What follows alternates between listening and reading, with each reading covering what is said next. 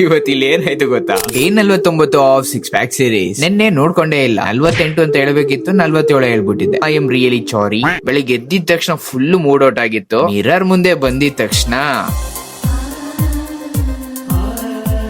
ಅಷ್ಟೇ ಫುಲ್ ನನಗೆ ನಾನೇ ಕ್ಲೀನ್ ಬೋಲ್ಡ್. ಈ ಆಫೀಸಲ್ಲಿ ನಾನು ಅವಾಗ ವಿಡಿಯೋ ಮಾಡೋದನ್ನ ನೋಡಿ ರೇಗಿಸ್ತಾರೆ. ಅದಕ್ಕೆ ಇಷ್ಟು ಕಷ್ಟಪಟ್ಟು ಮಾಡ್ತಾ ಇದೀನಿ ನೋಡಿ. ನಾರ್ಮಲ್ ಆಗಿ ವಾಕಿಂಗ್ ಹೋದಾಗ ಕೈ ಬೀಸ್ತೀವಲ್ಲ, ಹಂಗೆ ಕೈಯಲ್ಲಿ ಮೊಬೈಲ್ ಇಟ್ಕೊಂಡು ಮೊಬೈಲ್ ಬೀಸ್ಕೊಂಡು ಹೋದೆ. Content creation is not easy bro. ಇವತ್ ನೋಡ್ರಪ್ಪ, ಬೀಟ್ರೂಟ್ ಬಟರ್ ಮಿಲ್ಕ್ ಅಂತ ಇವತ್ತು ಊಟಕ್ಕೆಲ್ಲ ಕುಂತಿದ್ವಿ. ಹಿಂಗೆ ಎಲ್ರು ಕ್ಯಾಶುಯಲ್ ಟಾಕ್ಸ್ ಮಾತಾಡ್ತಾ ಒಬ್ರು ಪೋರ್ಕ್ ತಂದಿರಂತೆ, ಅಂದ್ರೆ ಹಂದಿ. ಅದೇ ನಮ್ ಫ್ರೆಂಡು.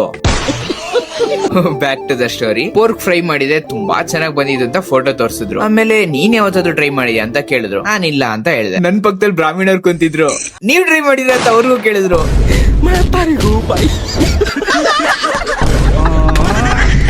ಸ್ವಲ್ಪ ಹೊತ್ತು ಆದ್ಮೇಲೆ ಫ್ಲಾಶ್ ಆಯ್ತು ಅವ್ರಿಗೆ. ಅಯ್ಯೋ ಸಾರಿ ಅಂತ ಹೇಳಿದ್ರು. ಆಮೇಲೆ ಆಕ್ಚುಲಿ ಅಲ್ಲಿ ಕಮ್ಮಿ ವೆಜಿಟೇರಿಯನ್ ಅವ್ರು ಇರೋದು, ಒಬ್ರು ಇಬ್ರು ಅಷ್ಟೇ. ಇನ್ ಮಿಕ್ದವರೆಲ್ಲ ನಾನ್ ವೆಜ್. Mistake happens. ಆಮೇಲೆ ಅದೇ ಅವರು ಇನ್ನೊಬ್ರು, ಇಟ್ಸ್ ಓಕೆ ಏನಾಗಲ್ಲ, ನಾನು ಪೋರ್ಕ್ ಎಲ್ಲ ತಿನ್ನಲ್ಲ, ಬಟ್ ಬೇರೆ ನಾನ್ ವೆಜ್ ತಿಂತೀನಿ.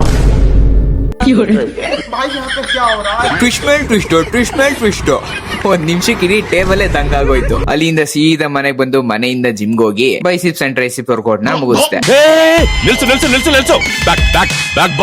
Relax guys, it's Shekhar with creative. You nasty ಗುರು. ಇವತ್ತು ಡೆಸರ್ಟ್ ಗೆ ಕ್ರಿಯೇಟಿವ್ ವೇಫರ್ ನ ಹಾಕೊಂಡೆ ಗುರು, ನೆಕ್ಸ್ಟ್ ಲೆವೆಲ್. ಈಗ ಎಡಿಟ್ ಮಾಡ್ತಾ ಇದೀನಿ, ಅಂದ್ರೂ ವಾಯಲ್ಲಿ ನೀರ್ ಬರ್ತಿದೆ. ಡೆಸರ್ಟ್ ಅಲ್ಲಿ ಕ್ರಂಚಿ ಫೀಲ್ ಬಂದ್ರೆ ಸಿಗೋಣ. ವೈಭವ್.